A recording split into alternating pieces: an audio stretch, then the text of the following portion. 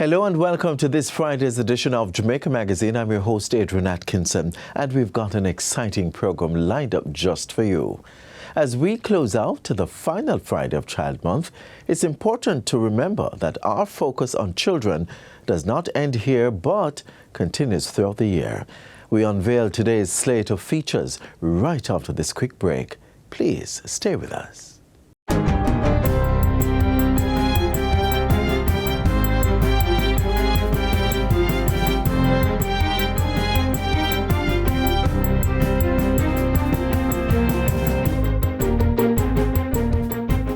Good day, I'm Twyla Whelan and this is your JS News for Friday, May 29, 2026.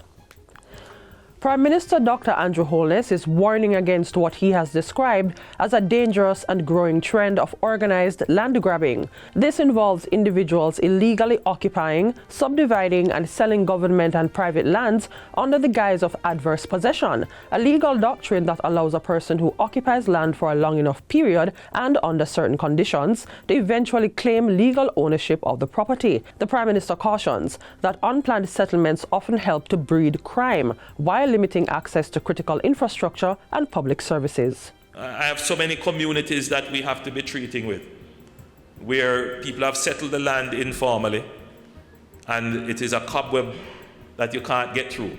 It's very expensive after the fact to put in water and sewage. Garbage trucks can't go in there because the roads aren't wide enough. So in other words, the informal settlement of land limits the potential value that you could get if the land were properly developed. To meet these challenges, he says the government is rapidly increasing access to affordable formal housing solutions while improving the efficiency of formal registration and orderly settlement of land. Minister with responsibility for land titling and settlements Robert Montague has been charged with ensuring government lands are protected from illegal occupation and depletion. The Prime Minister addressed the matter during a titling ceremony on Wednesday, where 124 persons from more than 10 communities in Manchester received certificates of title under the government's systematic land registration program. In his remarks, Minister Montague pointed out that over the past 5 years, the National Land Agency, which is celebrating its 25th anniversary, has created and distributed more than 13,000 land titles across Jamaica. And we have plans under the direction of our Prime Minister to increase that, to double that, to triple that. Because our aim is to produce 25,000 titles per year. Prime Minister Dr. Andrew Holness is calling for unity of purpose as the country prepares to enter the new hurricane season and the government moves to rebuild with resilience.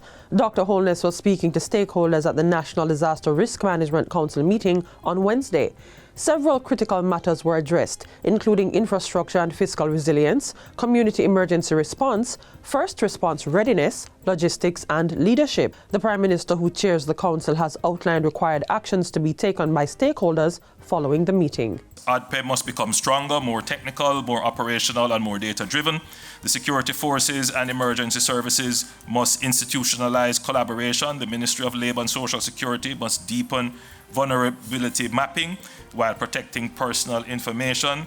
Health facilities need continuity plans, backup power, water storage, medication protocols, and disease surveillance systems. Dr. Holness adds that the education system must ensure plans are in place for continuity of learning and for children's safe return to school after adverse weather. Regarding water, electricity and telecommunications, he insists that backup power must be at critical stations and that emergency crews, fuel arrangements, priority restorations and protocol be in place. In addition, clear public communication must be strengthened. Public communications must fight misinformation. So it's not just PR, and use every channel, including offline systems, to reach communities when power and connectivity fail. Scientific agencies must continue to modernize forecasts, monitoring, and GIS-enabled early warning systems. The Prime Minister insists that businesses must also develop their own continuity plans and says the private sector should be fully integrated into the national system to facilitate pre-arranged partnerships, clarity on supplies, storage movements and prices. Outgoing Governor of the Bank of Jamaica, Richard Biles, is bemoaning the slow adoption of the central bank's digital currency, JAMDEX, by financial institutions. Governor Biles, who demits office on August 18, says the transition has taken much longer than anticipated, with commercial banks being slow to retrofit their point-of-sale machines to facilitate digital currency transactions. We continue to knock at the door of the commercial banks to get their point-of-sale machines retrofitted. And I would count that as a disappointment, that it has taken us years to get the banks to make that transition. Still, Division Chief for Payment System and Money Services Oversight Mario Griffiths says there is starting to be some traction among the deposit-taking institutions.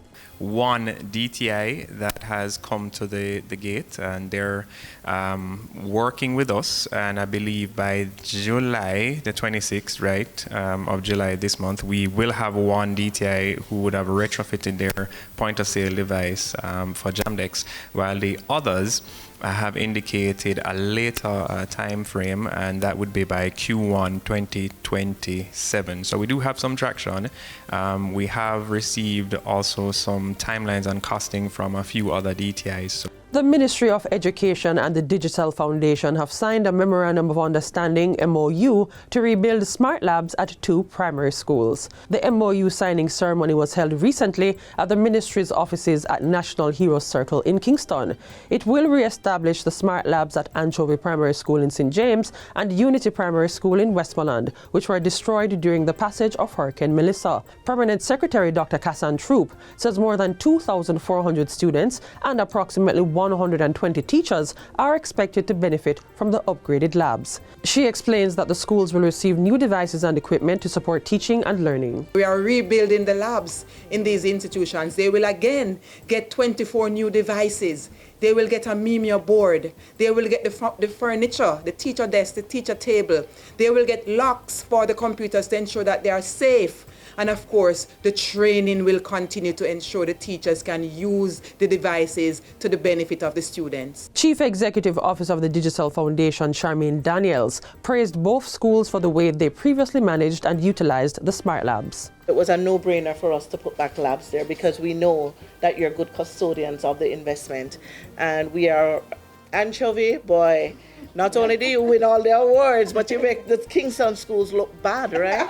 And so we're very proud of what you are doing and the exposure that the kids are getting. Yes. And we'll forever be grateful to the work that you do and what you pour in. The Ministry of Labour and Social Security building at 14 National Heroes Circle in Kingston has been renamed the Lyndon Newland Building in honour of the late former Minister of Labour. The renaming is part of the Jamaica Legacy Project, a joint initiative between the Ministries of Labour and Culture, Gender, Entertainment and Sport. During the renaming ceremony on Tuesday, Prime Minister Dr. Andrew Holness said Mr. Newland's work helped shape Jamaica's social protection system and left a lasting impact on generations of Jamaicans. For that reason, it is fitting that in Workers'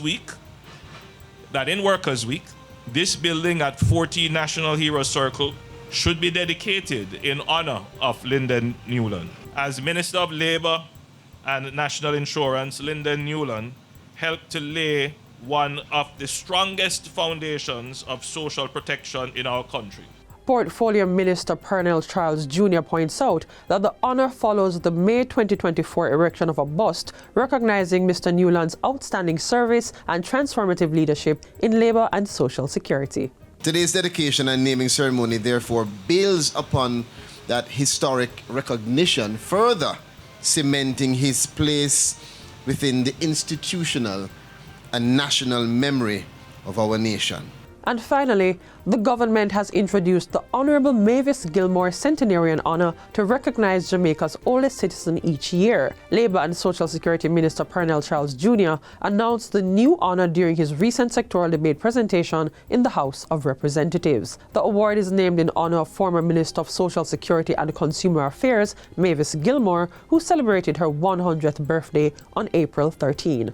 Dr. Gilmore, who is from St. Elizabeth, also made history as the first female surgeon in the Caribbean. Minister Charles Jr. points out that older persons make up about 14% of the population, with 423 registered centenarians currently living across the island. He says this honor forms part of efforts to recognize their contributions and legacy. I also want to use the opportunity to announce Jamaica's first ever disability inclusion advocate by the name of Mr. Alistair McLean. He's a respected youth advocate and public voice for disability rights, widely recognized for using his lived experience to challenge stigma, promote accessibility, and advance equal opportunity, consistently demonstrating that disability is not inability. And that's it for JS News Today. I'm Twyla Whelan. Thanks for watching.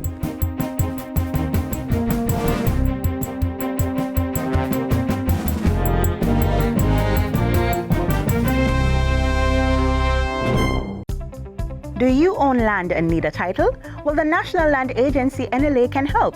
Through the systematic land registration process, the NLA will assist residents to get titles in declared project areas across Jamaica. Systematic land registration is the methodical and orderly registration of parcels of land in a designated area known as systematic adjudication area. For further information on the systematic land registration process, including declared systematic adjudication areas, who can apply and the benefits, visit the National Land Agency's website at www.nla.gov.jm or email asknla@nla.gov.jm. The National Land Agency, one goal. Thank you so much for staying with us right here on Jamaica Magazine. Banana farmers are being urged to take proactive steps to safeguard their crops and minimize losses during the upcoming hurricane season. Next, we take a look at a few important preparedness measures that can help protect produce and livelihoods.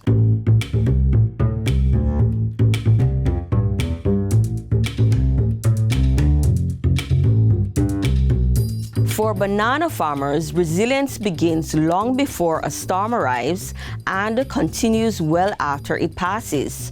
Through recent field engagements, farmers are being equipped with practical, experience-driven strategies to better protect their crops and recover faster when disaster strikes. One of the strongest messages coming out of these sessions is the importance of planning ahead. We are saying to the farmers as well, if they are planting for the first time, they should, do what we call timely establishment. And so they want to plant, in May, June, so that at the heights of the hurricane season, which is normally in August, September, thereabout, the plants would have been at a height that is less vulnerable to the hurricane. At this stage, plants are better able to withstand strong winds, reducing the level of damage across the field. We're also saying to them that they need to establish good root health, where they, take care of their good borer management and the nematode management. This can make the difference between total crop loss and partial damage. The worst case scenario is if the root is not healthy, you have what you call uprooting. When uprooting takes place, the farmer has to what you call re-establish a plantation, and that is very costly. If there's good root health, what you have is breakage of the pseudostem, and so the root system is not jeopardized, and so the plant, that next what you call crop sucker, will just continue growing, as opposed to the scenario where you'd have to replant. It's like you're starting the plantation, and so that would be literally 9 months to 9 months or more. But then if you're talking about just continuing on what you have already, then that you could have cases where 6 months ready back for harvest. Farmers are also being encouraged to adopt good field management practices, including proper drainage, adequate nutrition, and techniques like cropping to minimize storm impact. Also, as far as the recovery effort is concerned, we are saying to farmers that the first thing after the storm, after they have regrouped from the mental trauma, they still have to rise up and to get back in the field by the next day, because most hurricanes are followed by bright sunlight. And that sun is not good for the bunches that are exposed on the ground. And so we're saying that farmers need to cover them, especially with dry trash, to secure them. And then the next thing that the farmers need to do is to commence what they call the chop back, or the process. And we emphasize that, you know, what happens is that if you allow a maiden plant that has not yet shot, if it's not cut properly, it's going to continue to grow, but that plant is not going to have any leaves.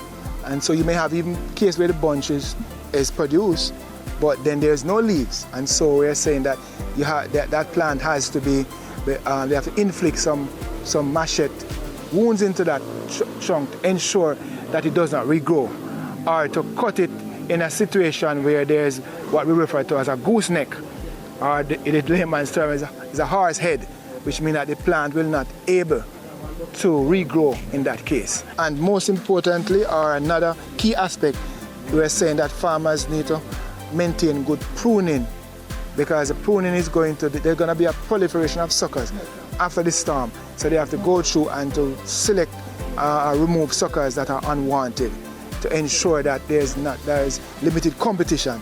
And so the plantation would return to harvesting at the earliest possible time. Ultimately, recovery is not just about rebuilding or regrowing. It's about doing so smarter.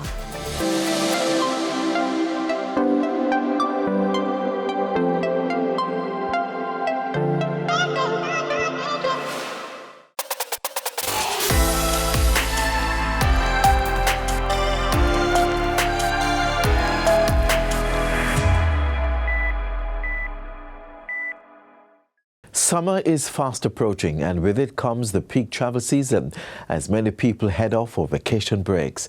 With that in mind, here's essential information every traveler needs to know.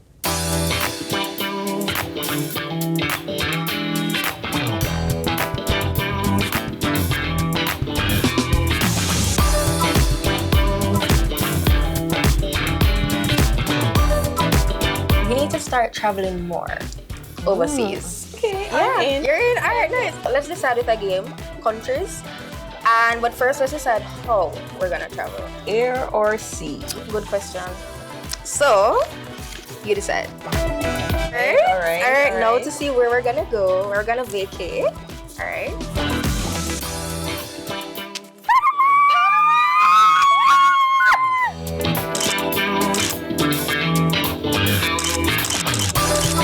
Excitement aside, every journey begins with preparation, and when traveling by air, personal safety at the airport is just as important as the destination. From the moment you leave home to the time you board your flight, personal safety at the airport is a responsibility shared by both travelers and airport authorities. One of the first steps to safe and stress-free travel begins long before you reach the terminal. It's getting ready to arrive early.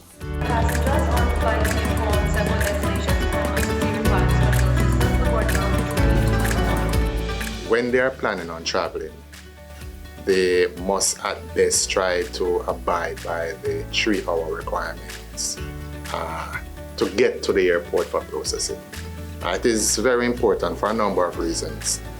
Sometimes you set out to say you're pretty near, but along the journey, along the route, you find that you may encounter traffic, there may be an incident on the road that will somewhat cut into that timeline, and it puts unnecessary pressure on you, the traveler, to get to the airport. And so even when you now get to the airport, it also puts the airline personnel in a bit of a frenzy, trying to ensure that they accommodate as best within the limitations that is now set with a short space of time.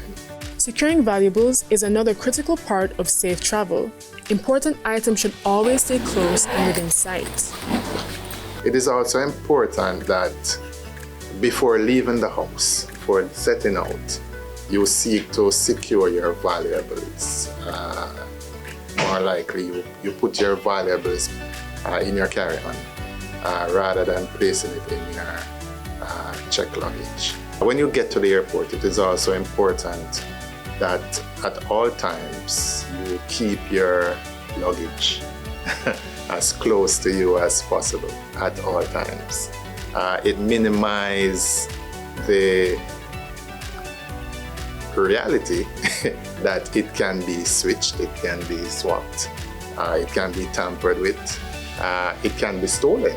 Leaving bags unattended isn't just risky, it's a serious security threat for the airport. Be mindful of distractions at check-in and security screening.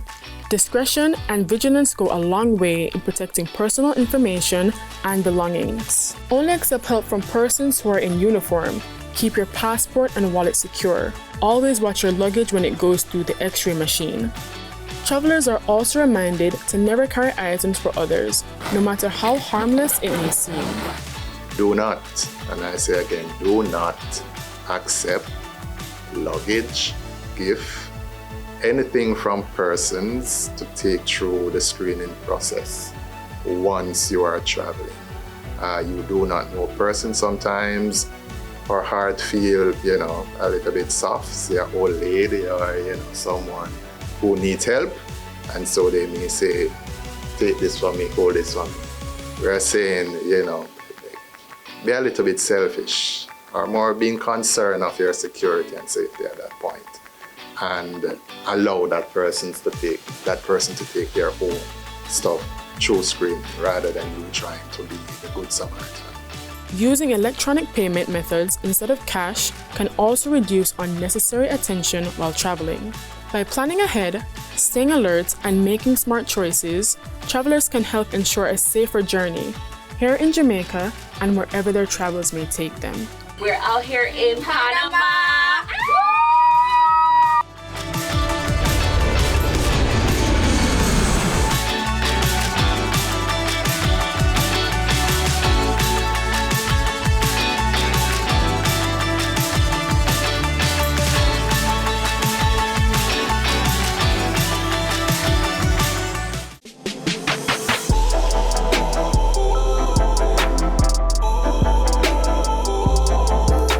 Technology continues to advance rapidly in this era, making the idea of getting with the times more relevant than ever. Many schools have already embraced this shift through the integration of technology in the learning environment. Please take a look.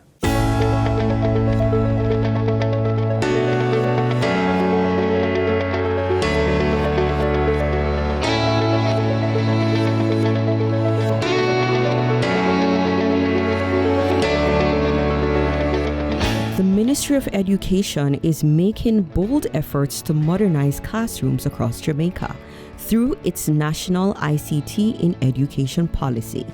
Now, with more than 400,000 digital learning accounts distributed and hundreds of schools connected to broadband and Wi-Fi, the digital classroom is no longer just a dream. It's here, and it's growing. Yes, tech-based education is here to stay, and so there is funding arrangements to support technology use in schools. And nowhere is this digital shift more visible than at Loidas Vale Primary School in St. Catherine. At Loidas Vale, that support has come in many forms: smart boards, 20 new computers, projectors, and a configuration support from the ministry, with strong backing from past students who have donated an additional 40 computers. So we are using technology. It has helped. The apps would have helped the students significantly to, as I said, get real-time information, practice more, and it now transform the learning experience to that of fun. So they are having fun and learning at the same time. Math is no longer boring, using just a textbook, but it is providing them with real-life experiences. Technology as well, the math corner, the math kits, right, the manipulatives, right, sent by the ministry would have helped. On the literacy front, the school uses Jollyphonics and other digital tools. We have seen students moving at least 1 to 2 reading level right? And that is very, very encouraging. Now, as it relates to technology, the computer, working with them on the computer and the same gadget, they are now able to download the Jollyphonics and use the app there and go through. So this has enhanced the teaching and learning experience for our children, because they are now able to interface with the material at their leisure at home. At school, we are using as well the computers to help with the students' literacy, teaching literacy, right? And this has helped significantly. In my classroom, we use laptops, cellular phones, and tablets. Back to when I never had technology, I had some students who were not getting the concepts. Using the technology, I'm able to get some of the students to understand more and get some students to pay more attention, and they're understanding more, as before with it just being abstract. They're able to see the technology bringing the lesson to life. The results speak for themselves. Students are not just more engaged, they are also performing better. My grades not using technology were 80s and 70s, and my grades now are 90s and 100. Without technology, my grades were mostly high 80s, now it's high 90s. Lesson planning has also evolved. Teachers now use digital resources, games, and apps to keep lessons dynamic. They are more engaged. When they're playing Kahoot, they're excited, and Kahoot is an online interactive game where they can play. So after finish teaching the lesson, I will give them a Kahoot for them to go on, and they will answer it, so they are more excited. So it's no longer just talking in a vacuum, or it's no longer detached from their life.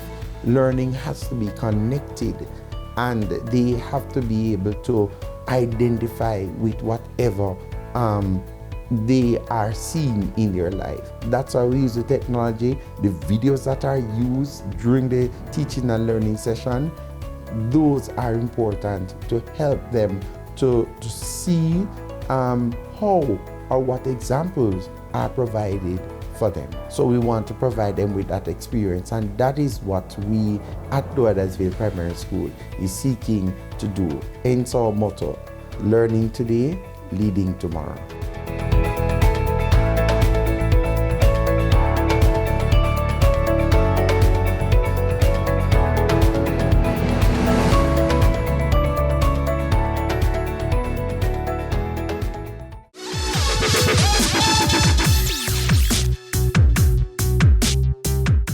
As we close out May, Child Month, it is only fitting that we cover our children in prayer, especially as we observe the National Day of Prayer for Children.